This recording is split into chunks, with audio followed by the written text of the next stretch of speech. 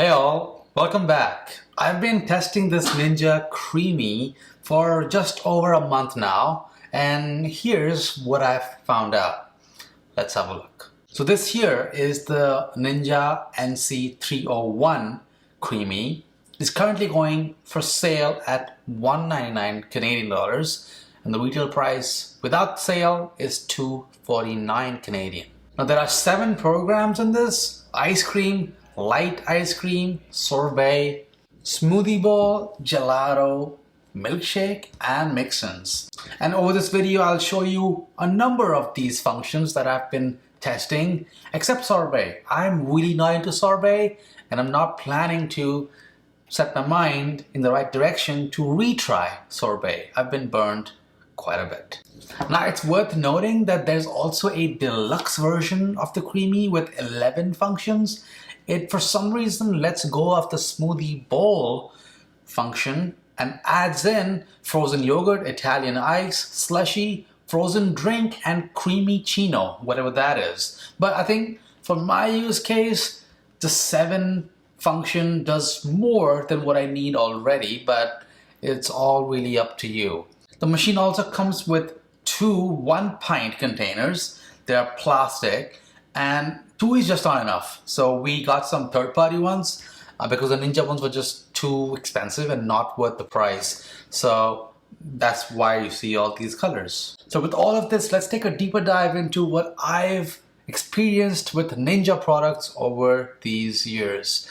Now, the worst offender is the Ninja blender. All plastic, the motor is perfect. Never had any issues with it, but the pitcher always shattered whenever you blended ice, which technically it's meant for, and replacing the actual pitcher is almost as expensive as getting a whole new blender. So at one point I ended up with 3 motors and no pitcher to use. And then we have the Ninja dual basket air fryer, and for me, one of those baskets just stopped working because the fan and the heating element just broke. It would not heat properly and the fan was just non-functional. And I think quality has been an issue with Ninja over the past, but I think they seem to be doing better. Like back here you can see my Ninja coffee maker, which has been perfect so far, but also it does not have a high power motor like the Creami does. This thing has a crazy motor because it's literally churning ice cream from frozen solid dairy products.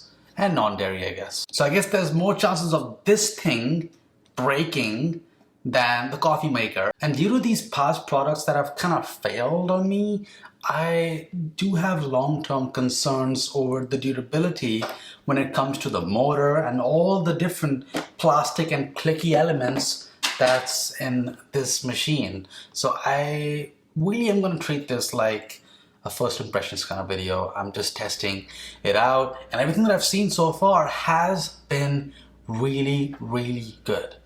Now, what else is out there that can compare to the 200 or so Canadian dollars that you'll pay for this product? And there really isn't much that I found in the consumer space where a machine does everything that this thing does. Most articles that I've seen online is an ice cream maker, and that is what it's good at. But this thing can do a couple more things, as you can just tell over here. And if you're liking what you're seeing, then consider supporting and following us on these other platforms as well. And it always is a good thing if you subscribe and turn on all notifications. But there is something in the commercial space called a PacoJet. And a PacoJet is basically this machine, but for commercial uses in professional kitchens or whatnot. But the catch is that a PacoJet can range from anywhere between $5,000 to $10,000. So roughly, if you take the middle point of that, about 35 times the price of a Ninja Creami. Now, in case this does break, and if the goal is the PacoJet, then you could probably go through a couple of these and still be happy. But are there any differences in the quality of the final product, let's say ice cream, when it comes to the creamy, that's 35 times less the price as the PacoJet. Is the PacoJet better at making ice cream? Is it smoother, lesser ice? So while I cannot personally test that because buying that would be way out there and I need way more subscribers, viewers and channel members to be able to do that. So help me get there, I guess. But I found this great video by The Modernist that does a comparison between the creamy and the PacoJet. And people have been writing in and asking, like, hey, what do you think about the creamy? And here we have this chef who is talking about how the actual final product, in this case an ice cream, turns out in a PacoJet versus the creamy. And for anybody who has never had a PacoJet ice cream, you would not be able to tell that the creamy is not simply the best ice cream ever, because it does turn out pretty well. And I've never had a PacoJet ice cream, not that I know of, and when I tasted the ice creams that I made here, like look at this chocolate ice cream that I made. It was my first attempt ever, and I followed the Death by Chocolate recipe from the Ninja Creami cookbook. And while it was difficult to make the whole for the mix-ins, basically Oreo cookies and some chocolate chips to go like right down the middle, as the book said, because it was just too sticky. When the final ice cream got churned out, it turned out so well, and I really enjoyed tasting all these things that I made. And making it is a breeze too. All you're doing basically is mixing a couple of dry ingredients and then adding in some liquids, in this case cream and milk, and then just freezing that. It is really that simple, and it's almost ice cream on demand, because you do have to plan 24 hours in advance. So keep that in mind, because you have to take into account all the time it needs to freeze properly. Now compared to the creamy, the PacoJet turns out processes for longer. So if you look at these two ice creams that they processed, the PacoJet actually processed the mixture for 5 minutes, while the creamy does it for 2.5 minutes. Now the texture is so different. The creamy is a bit chunkier and not as smooth basically as the PacoJet. But that's why there's that re-spin option, which if you re-spin long enough, maybe like 1 or 2 more cycles, then you would get to that PacoJet consistency and it would get smoother and creamier. But I guess that's the point. It's not meant for those commercial purposes, and just having the option and giving the user more control is just something that just works, and it's not really a big letdown. And while the chef also mentioned that in the ice cream that they made in the creamy versus the PacoJet, the creamy had some icicles that he could taste in there. Well, I don't think I would ever be able to tell there's icicles in fresh made ice cream, unless I guess the ice cream has freezer burned, because I'm just enjoying the fact that it's fresh ice cream. So I really don't think it's a big deal for anybody who is getting into making ice cream at home for the first time, because it's just that much fun. Now, something also interesting about the PacoJet is it comes with metal containers, while the creamy comes with plastic. And you might think that, oh, the plastic is much worse than the metal containers, but actually you'd be kind of wrong. I found some threads online where I've heard customers of PacoJet are being recommended in some cases to use plastic containers by the sales rep for PacoJet, because there are cases where the metal containers can get dented, which affects the final product, and plastic just holds better in that case. So before we get deeper into the other recipes that I tried from this Ninja Creami cookbook, which is kind of amazing actually, is how does this machine even work? What is creamifying? How is this turning milk into ice cream, right? So basically, regular ice cream is made by churning liquid into ice, into a frozen state. But in this case, it's taking liquid with all the flavorings in there, freezing that for 24 hours so that it really is rock solid, and then turning that ice block basically of flavors and melting it down almost and shaving it and reverse churning it into ice cream. So instead of going from liquid to ice cream, we're going from ice to ice cream, and I think it is pretty cool. And if you're wondering that do you really have to freeze for 24 hours at the very least, the answer is yes, because we did do a test where we took a almond milk protein ice cream and we froze it for less than 24 hours, about 16 hours, and we did find out that after the machine was done with the first round, the result was grainier than if we had done it after 24 hours. A call out that I want to make is it is very loud. It gets incredibly loud, and if you're wondering what the decibel level is, check this out.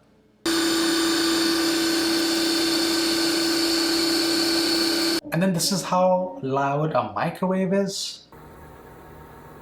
And then just a standard vacuum cleaner.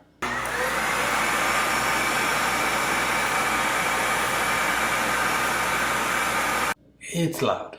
If I could, I would run this from a closet, but I can't. And let's get into protein ice cream right now. That's essentially why I got this, because it's so simple and so delicious to just take a scoop of protein and a cup of milk and turn that into guilt-free ice cream that you can have every single day.